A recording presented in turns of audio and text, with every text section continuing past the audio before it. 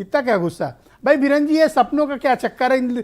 अभी तो यही झंझट शुरू हो गया, बड़ी मुश्किल से रोक पाया मैं इन लोगों को।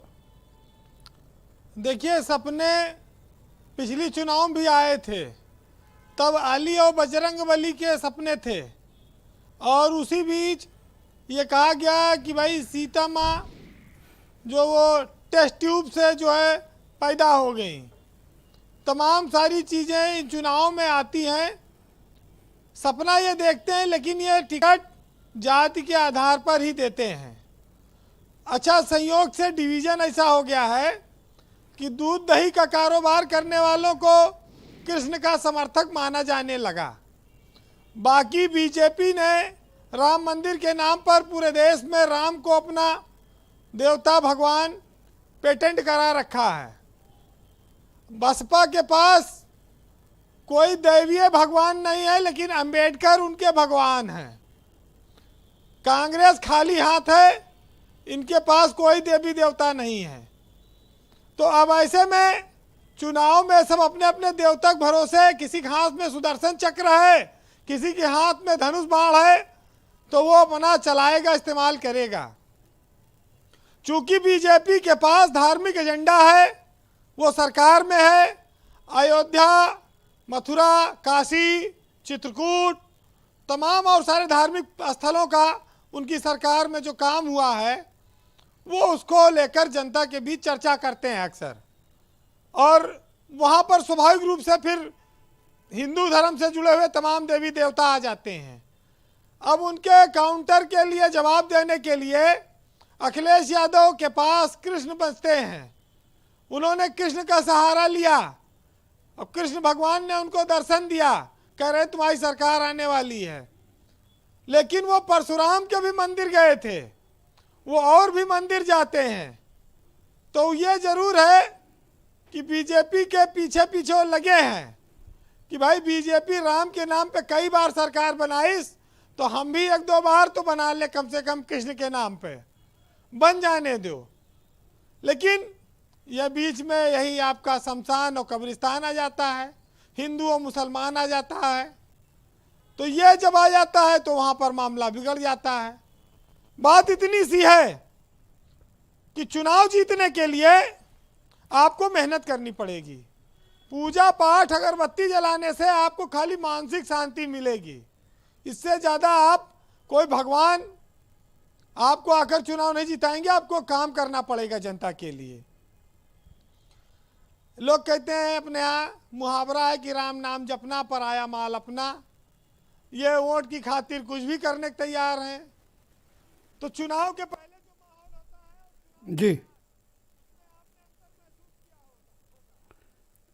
लेकिन अब चुनाव बेहद करीब है, इसमें जाति धर्म भी आएगा, देवी देवता भी आएंगे, सपने आएंगे। सपने पूरे हो न हो, लेकिन सपने दिखाए जाएंगे।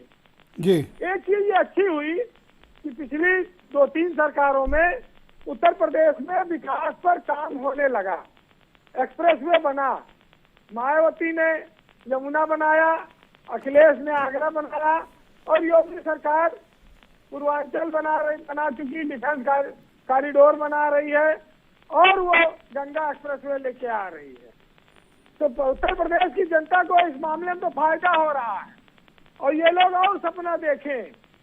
अब एक सपना ये भी आता है कि भाई कुछ राजनीतिक दलों पर आरोप लगता है कि साहब वो नोटों का थैलियां निकलती है, लोगों का कोई छापा पड़ता है, कहीं कुछ होता है।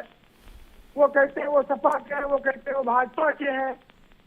तो तमाम सारे जो लोग हैं वो इसको भी देख रहे हैं। जी, उत्तर प्रदेश के चुनाव में सरकारी एजेंसियां भी लगी है, नोटों की बरामदगी भी हो रही है, राजनीतिक दल भी है, जात पात भी चल रहा है। भगवान का तो अपना रोल अहम ही है, लेकिन ये सब चीजें भी आपको कहीं ना कहीं महत्वपूर्ण हो जाती हैं। अपने कहा गया है कि सपने पूरे करने के लिए बड़ी सारी मेहनत करनी पड़ती है। जब आप दिन रात मेहनत करेंगे तब सपने आपके पूरे होंगे, वरना अगर आप कुछ नहीं करेंगे, बैठते बैठते पूरी जिंदगी सपना देखते रहिए, जिंदगी गुजर जाएगी, कुछ नहीं होगा। तो ये तो मेहनत के दम पर ही चीजें हासिल होती हैं।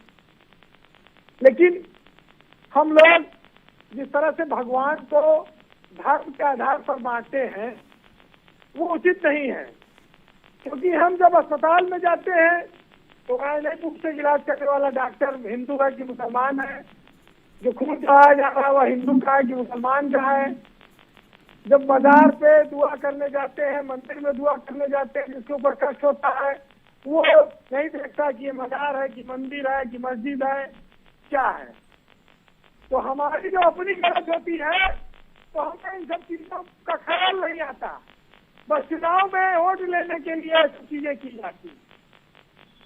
एक साहित्यकार ने लिखा है, जी सुनिएगा, कि हमारा आपका काम समाज को जोड़ना है, हमारा आपका काम धर्म में बांटना नहीं है।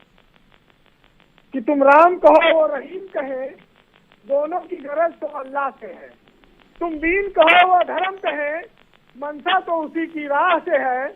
और तुम इश्क कहो वो प्रेम कहे, मतलब तो उसी की चाह से है। जी वह जोगी है तुम पालित हो, मकसद तो दिले आगाह से है। और क्यों लगता है मूर्ख बंदे या तेरी खाम ख्याली है। हर पेड़ की जड़ तो एक वही, हर मजहब उसकी एक एक डाली है। बहुत शुक्रिया वीरेंद्र जी, आज आपने बहुत ही बड़ी बात कही। थोड़ा ऑडियो में आज डिस्टरबेंस आ रहा है।